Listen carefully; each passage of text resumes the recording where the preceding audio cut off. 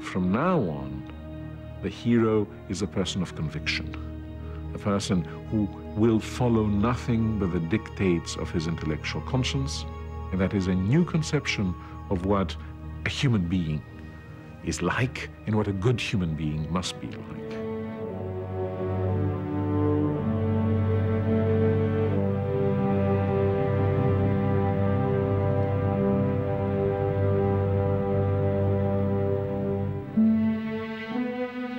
For centuries, the Athenians had believed in one ideal: the vision of a martial warrior hero.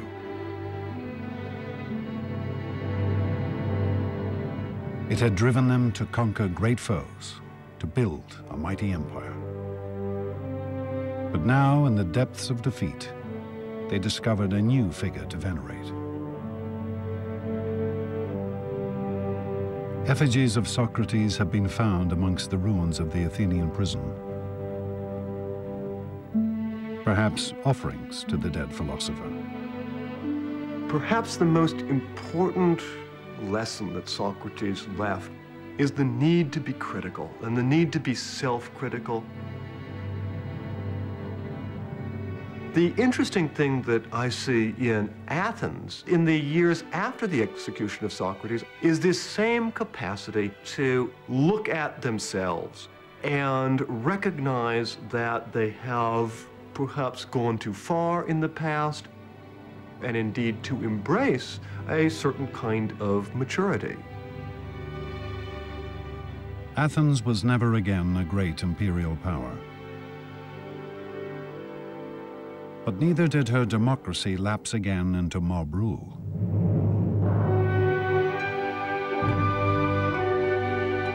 Instead, she became a city of intellectual inquiry.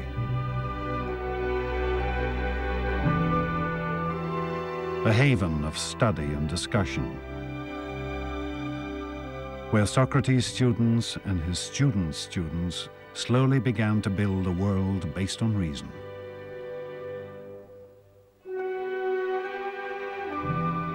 Plato tried to formulate the ideal society. Aristotle studied nature, establishing biology and zoology.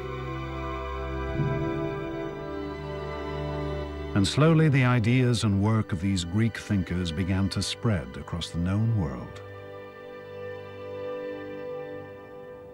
One could say that a major part of the energy of the Athenians turns into building what one might call empires of thought.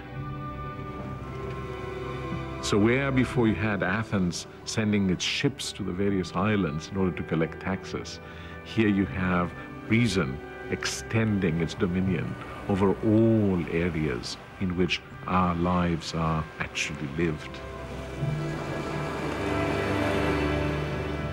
Socrates' principles of reason, of questioning assumptions and the world around you, still endure.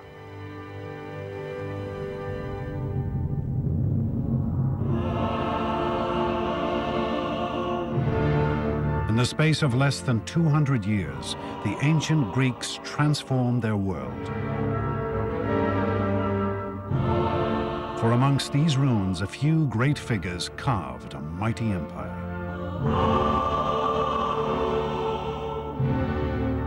They invented democracy and politics,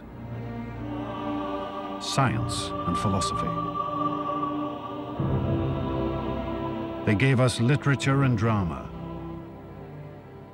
art and monuments which still take our breath away. And ultimately, these Greeks taught us how to reason and think.